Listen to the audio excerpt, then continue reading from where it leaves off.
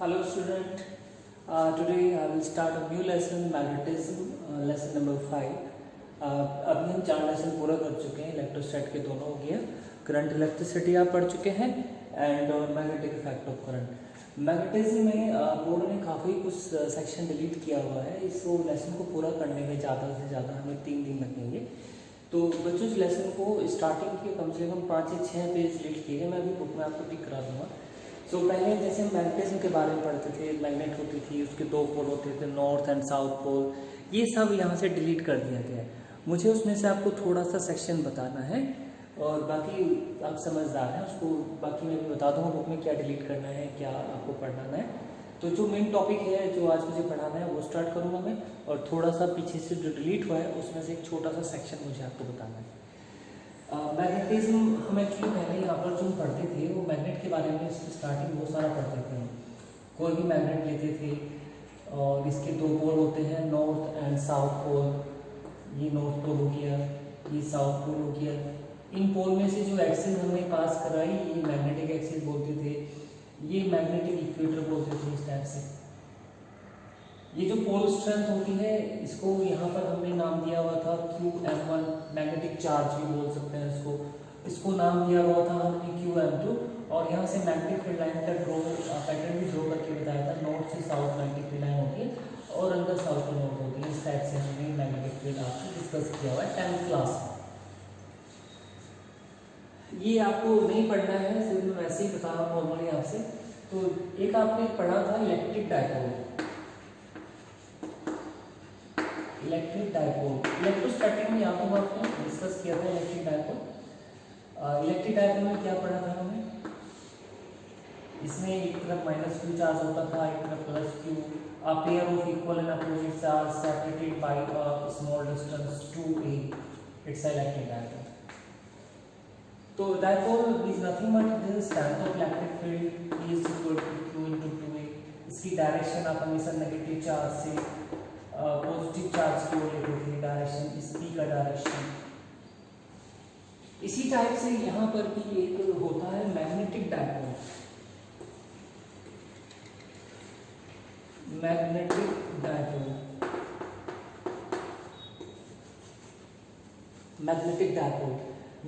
Dipole में क्या होता है, इसमें एक्चुअली हम मैग्नेट के पोल लेते हैं।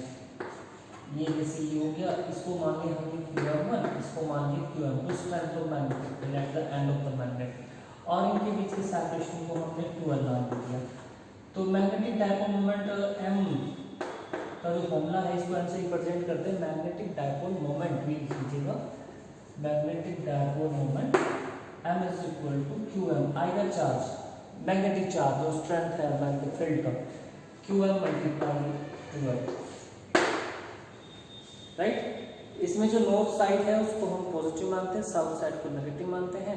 इस टाइप से हम मैग्नेटिक डायपोल मोमेंट निकालते हैं। इसकी डायरेक्शन वैसे साउथ टू नॉर्थ होती है। तो ये छोटा सा सेक्शन है जिसको आपको पढ़ना, साउथ टू नॉर्थ इसकी डायरेक्शन होगी। अगर यहाँ पर एक साउथ है और ये नॉर्थ है, इसकी डायरेक्शन है साउथ टू नॉर्थ। जैसे इसमें नेगेटिव पॉजिटिव, इसलिए साउथ को हम हमेशा नेगेटिव मैग्नेटिक चार्ज मानते हैं, नॉर्थ को पॉजिटिव मैग्नेटिक चार्ज मानते हैं। ये 2 चीज है, कंपेयर कर लीजिएगा। ये P है, यहाँ पर M है, QM मैग्नेटिक फील्ड की strength, separation, direction south to north, negative to positive, इसलिए साउथ मान लिया, इसको नॉर्थ मान लिया। ये छोटी सी बात है जो मुझे आपसे डिस्कस करना था। इसी टाइप से एक और मैग्नेटिक डायपोल मोमेंट है जिसका कंसेप्ट हमें आपको आज पढ़ाना है, जिसको यूज करना है। जैसे फॉर एग्जांपल एक और है magnetic dipole moment of current carrying loop. मैं हेडिंग डाल देता हूँ, magnetic dipole moment of a current carrying loop। Magnetic dipole moment of a current carrying loop, इसमें देखिए क्या होगा, यहाँ पे बना रहा हूँ इसको। ये देखिए कोई लूप है करंट कैरिंग लूप, ये इसका सेंटर है और इसमें ये करंट फ्लो रखा है एंटी क्लॉकवाइज, ऐसे करंट फ्लो रखा है। और इसका एरिया हमने ए मान लिया। तो यहाँ पर एक और मैग्नेटिक डायपोल मोमेंट बनता है जिसको हम निकालते हैं करंट इनटू एरिया से। प्लीज ध्यान से देख लीजिएगा, current into area. Magnetic effect में टॉपिक पढ़ाया था मैंने आपको, ये टॉर्क वाला, जिसमें m क्रॉस b लिखा था, और यहाँ पर m को मैंने ऐसे करके लिया था I इंटू ए, और उसमें n से मल्टीप्लाई थी, ना ये करके लिया था। सो किसी भी करंट कैरिंग लूप में जब आप करंट फ्लो कराते हैं तो उसका फ्रंट फेस, बैकवर्ड या कोई सा फेस हो, फ्रंट का या बैक का, इसके सरफेस पर एक मैग्नेटिक फील्ड शो होता है, एक पोल की तरह बिहेव होता है। और यहाँ पर मैग्नेटिक डायपोल मोमेंट की डायरेक्शन के लिए right hand thumb rule use करना है आपको। करंट की डायरेक्शन में कर्ल फिंगर कर लीजिएगा, और जिधर आपका थंब स्ट्रेच हो रहा होगा उधर m की डायरेक्शन होगा, m। So magnetic dipole moment देखिए यहाँ पर ऐसे ही हो रहा है, तो m की डायरेक्शन ऊपर को हो गया, I इंटू ए, फॉर्मूला यही लगेगा m क्या ऊपर को। और अगर करंट को आप ऐसे कर दें तो m की डायरेक्शन नीचे को आ जाएगी। So it is a magnetic dipole moment, याद रखें। सो मैग्नेटिक डायपोल मोमेंट की जो यूनिट है इसी फॉर्मूले से बनेगा, ampere metre square, ampere metre square sir ऐसा unit of magnetic dipole moment. यहाँ पर एक दो रूल हो रहा है, क्लॉक फेज रूल आपने पढ़ा होगा 10th में। क्लॉक फेज रूल ये है कि अगर कोई करंट कैरिंग लूप है, इसमें करंट एंटी क्लॉकवाइज फ्लो है, एंटी क्लॉकवाइज, तो इसका जो फ्रंट फेस है वो नॉर्थ पोल की तरह बिहेव करता है, नॉर्थ पोलैरिटी आ जाती है फ्रंट फेस में। और अगर क्लॉकवाइज है ऐसे तो साउथ पोल की तरह बिहेव करता है। ये क्लॉक फेज रूल है जिसको आपको यूज करना पड़ेगा थोड़ा सा, कुछ समस्या है। सो ये छोटा सा मैंने आपको बताना पड़ा क्योंकि इसकी रिक्वायरमेंट था, बाकी भी मैं बुक से बताऊंगा आपको कौन कौन सा सेक्शन रिमूव हुआ है। उससे पहले एक टॉपिक कराऊंगा, फिर बुक से वो टिक करा दें कौन कौन सा सेक्शन आपको नहीं पढ़ना है, राइट।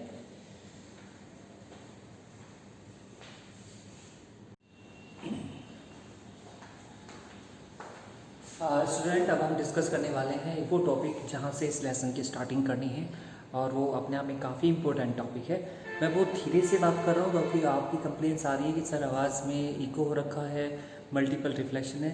तो अगर आप इसको आप ईयरफोन यूज़ करें तो उस केस में आपको सही आवाज़ सुनाई देगी।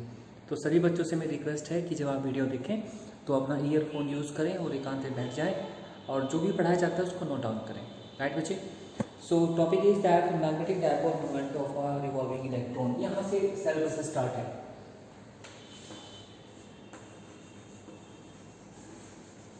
मैग्नेटिक डायपोल, जो अभी भी मैंने थोड़ा सा हिंट दिया था आपको, magnetic dipole moment of a revolving electron around the nucleus, around the nucleus. बच्चों हमारा क्वेश्चन ये है, जैसे आपने केमिस्ट्री पढ़ा होगा, इलेक्ट्रॉन्स ऑर्बिट में रिवॉल्व करते हैं, तो जब कोई इलेक्ट्रॉन चलता है तो आपको पता है करंट बनता है, और करंट बनेगा तो मैग्नेटिक फील्ड भी बनेगा, और मैग्नेटिक फील्ड बनेगा तो एक मैग्नेटिक डायपोल भी बनेगा। वो कितना बनेगा किसी भी रिवॉल्विंग इलेक्ट्रॉन का, which one we have to discuss that, right. So first of all we have to select a nucleus, suppose it is a positive nucleus and this is orbit, means the electron revolving around it, this is orbit, and this is an electron having mass m, and it revolves around the nucleus with velocity v. According to their mass, electron moving around this, right?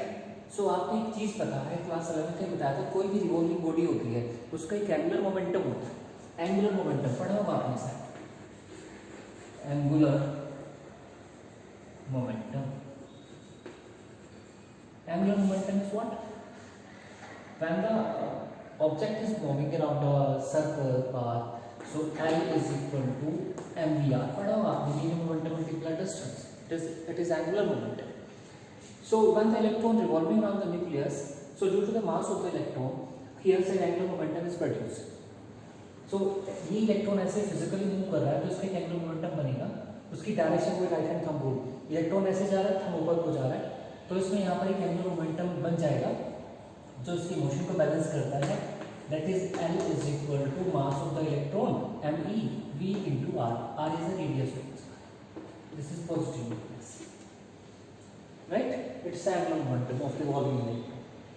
एक condition मैं आपको कई बार बता चुका हूँ कि जब भी कोई इलेक्ट्रॉन ऐसे मूव करता है तो उसमें करंट डेवलप होता है और उस करंट की डायरेक्शन हमेशा इलेक्ट्रॉन के मोशन के अपोजिट होती है।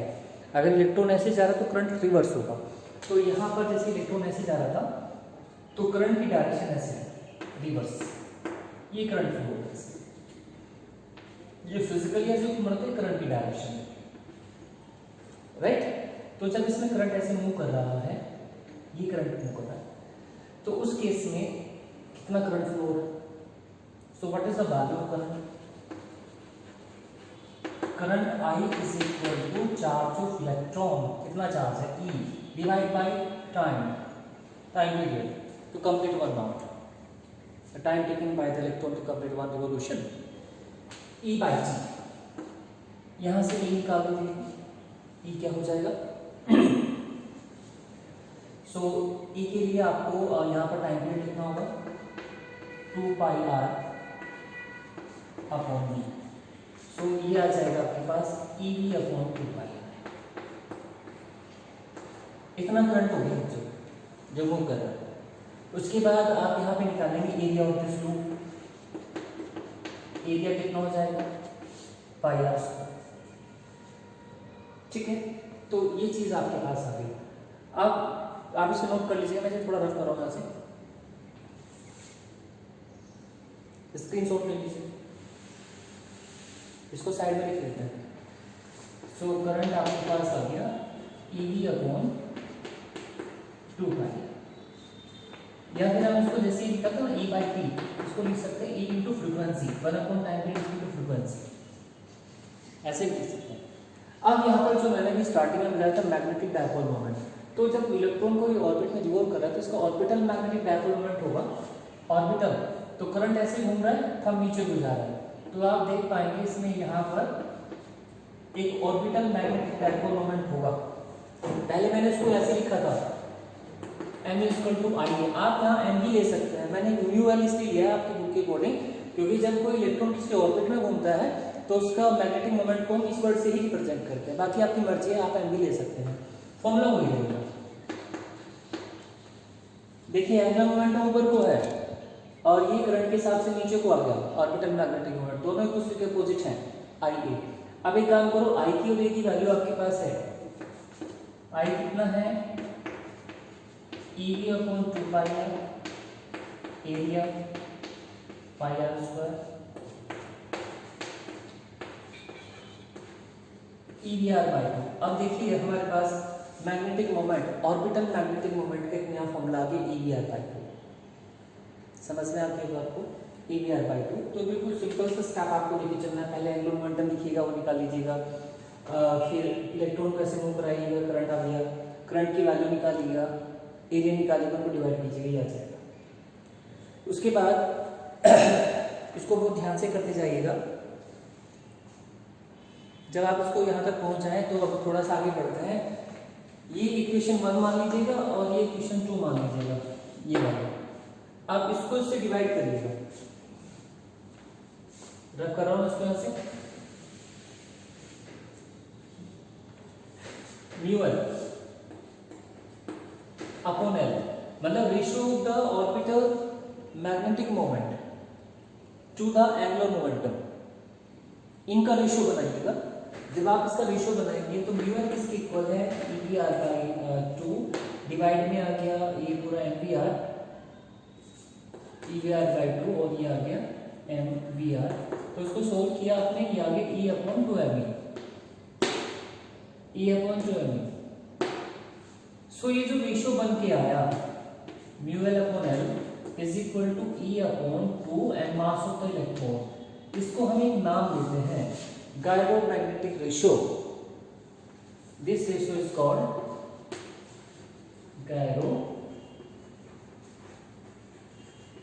Magnetic ratio. देखिए याद कर लीजिएगा, what is gyromagnetic ratio? The ratio of the orbital magnetic moment to angular momentum is equal to E upon 2ME. This is the gyromagnetic ratio. ठीक है, इसकी वैल्यू 8.8 इंटू 10 की पावर 10, इस ratio की 10 की पावर -10 कूलम केजी इनवर्स देख सकते हैं, चार्ज यूनिट क्या होता है कूलम, इसी क्या होता है KG, coulomb per KG, coulomb per KG याद कर लीजिए direct.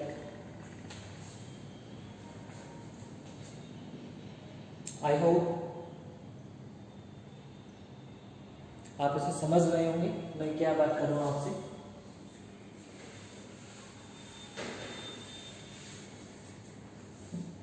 Eight point eight into 10⁻⁻10। अब थोड़ा सा इस इक्वेशन को आगे सोल्व करो, बस यहीं से आगे कुछ नहीं करना है, सिंपल कैलकुलेशन है। इस साइड को इधर मल्टीप्लाई में ले जाओ,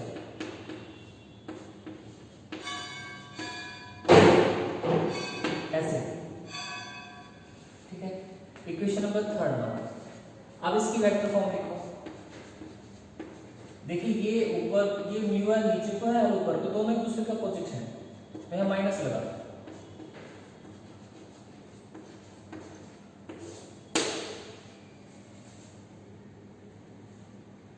राइट।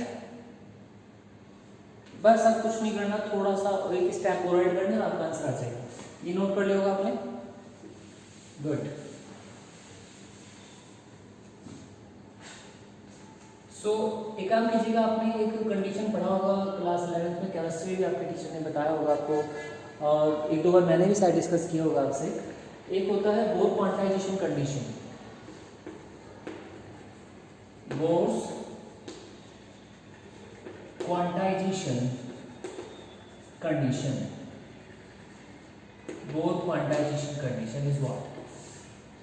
बोर क्वांटाइजेशन में बोर ने बताया था कि कोई भी इलेक्ट्रॉन अगर किसी भी परमिसिबल ऑर्बिट में रिवॉल्व कर रहा है, परमिसिबल ऑर्बिट क्या हो सकते हैं 1 2 3, फर्स्ट ऑर्बिट में, सेकंड ऑर्बिट में, थर्ड में, एनी परमिसिबल। तो इस केस में अगर उसका एंगुलर मोमेंटम निकालना है तो L, तो उसका एक फॉर्मूला बताया था उन्होंने NH/2π। Angular momentum of any revolving electron in any permissible orbit is always integral multiple of h/2π, integral multiple of h/2π। Please सुनिएगा, according to Bohr quantization condition, if the electron revolving in any orbit 1 2 3 4 and so on, so अगर आपको उसका momentum, angular momentum निकालना है, L निकालना है, तो L जो होगा वो NH/2π होगा। if the electron revolving in the first orbit, तो n की जगह 1 रखेंगे, तो एंगुलर मोमेंटम होगा h/2π। अगर वो सेकेंड ऑर्बिट में है तो n की जगह 2 रख देंगे, 2h/2π, right. NH/2π it's the angular momentum according to Bohr quantization condition. अब ये जो L की वैल्यू है आपके पास, ये L की वैल्यू है, इस L की वैल्यू को यहाँ चिपकाना आपको, इस L की जगह पर। तो बच्चों जब आप ये L की वैल्यू को यहाँ पर रखने वाले हैं, तो यहाँ पर थोड़ा सा इसकी मल्टीप्लाई कर लेंगे, बस और क्या करना है। तो जब भी आपने L की वैल्यू रखा तो क्या बन गया, mu L is equal to E/2me multiply L NH/2π। Solve कर लीजिएगा, इनको बाहर ले लो, EH/4π। ये है most important formula of orbital magnetic moment NEH/4π। This equation gives the orbital magnetic moment of electron revolving in the nth orbit. कोई भी इलेक्ट्रॉन nth ऑर्बिट में जो भी उसके पीरियड्स आएंगे 1 2 3 4 5 किसमें भी रिवॉल्व कर रहा है, तो उसके लिए जो जनरल फॉर्मूला है, देखिए एक तो ऑर्बिटल मैग्नेटिक मोमेंट का फॉर्मूला ये बनाया था मैंने स्टार्टिंग में, I/2, एक बनाया आपके लिए ये वाला फॉर्मूला आया था EPR/2, उनको सूमा आया था वो, और एक थर्ड आ गया ऑर्बिट के लिए NEH/4πme। It's a very general equation two calculate the orbital magnetic moment of electron in nth orbit, NEH/4π। I think you got it, this result, right?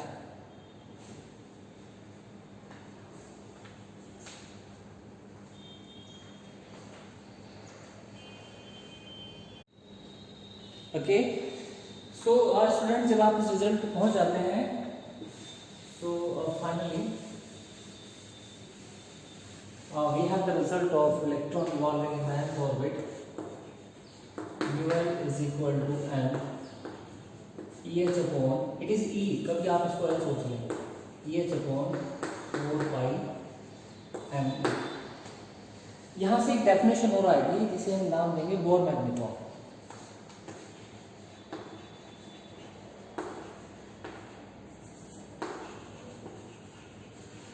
Bore magnetron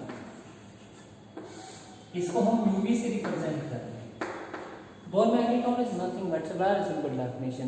बस आपको ये बताना है कि सर अगर कोई इलेक्ट्रॉन फर्स्ट ऑर्बिट में revolve कर रहा है, कौन से में, फर्स्ट ऑर्बिट में, तो जहां पर जो ऑर्बिटल मैग्नेटिक मोमेंट हो वही बोर मैग्नेट्रॉन कहलाएगा. बस यहाँ कुछ नहीं करना है, इनकी जगह बंद रखना है.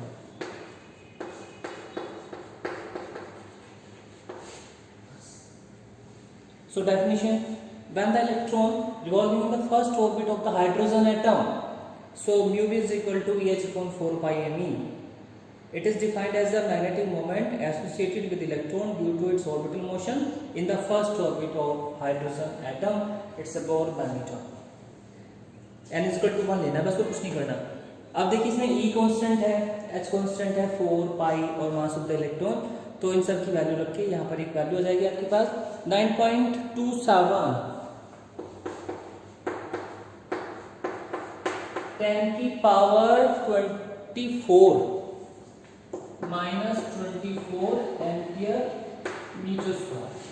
ये देखिए बोर मैग्नेट्रॉन की वेव, इसको याद रखिएगा.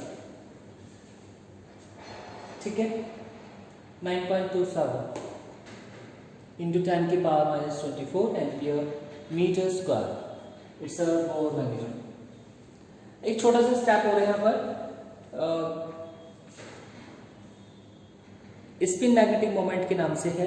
देखिए जब इलेक्ट्रॉन ऐसे रिवॉल्व कर रहा था तो ये इलेक्ट्रॉन, जैसे इलेक्ट्रॉन को जूम कर लेते हैं ऐसे, तो ये अपने आप में तो स्पिन हो रहा होगा ना ऐसे, तो इसके स्पिन होने से यहाँ पर एक मैग्नेटिक मोमेंट और आ जाएगा, म्यू एस करके आएगा, उसे बोलेंगे स्पिन मैग्नेटिक मोमेंट, जिसका फॉर्मूला आप लिखेंगे डायरेक्ट, इसका कैलकुलेशन नहीं करना है आपको.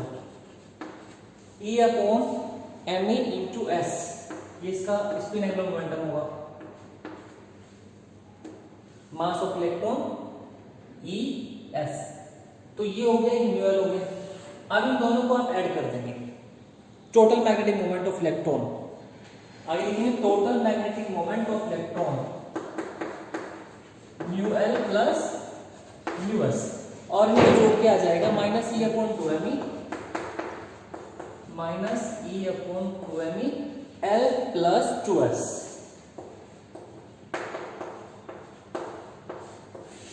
बस टॉपिक ओवर हो गया. मैं चाहता हूं कि जब आप मुझे नेक्स्ट टाइम पे, मतलब इस टॉपिक नेक्स्ट सेक्शन पढ़ाओ, तो ये टॉपिक आपको लर्न होना चाहिए. बच्चों प्लीज़ मेहनत करें, हम आपके लिए एफर्ट कर रहे हैं. कम से कम ये तो देखो, आपके टीचर जब मेहनत करें तो आप भी तो करो. आप तो घर पे ही रहते हैं, कम से कम इनको देख के इनकी नोट्स नहीं बना सकते आप. फ़ोन तो आपने करना नहीं कभी. मैंने एक बार आपको कॉल किया था कि भाई सब बच्चे मुझे फ़ोन करें 5:30 के बाद, संडे वनडे बोला था आपको. किसी बच्चे का कॉल नहीं है, कुछ बच्चों का आया था. आप क्या सोच रहे हैं, आप डिनाई कर रहे हैं, तो हम आपको डिनाई नहीं करेंगे. जब आप टॉपिक को समझना नहीं चाह रहे, कोई प्रॉब्लम है बताइए, हम सोल्व करेंगे उसको. लेकिन ऐसे चुप रहने से कुछ नहीं होता. आप 12th में हैं, बाद में मौका नहीं मिलेगा लाइफ में आपको चीज़ों को संभालने का. तो सभी टॉपिक को ध्यान से किया करें. आप कोई प्रॉब्लम है, फ़ोन करो, कोई प्रॉब्लम नहीं, सब कर देंगे सोल्व.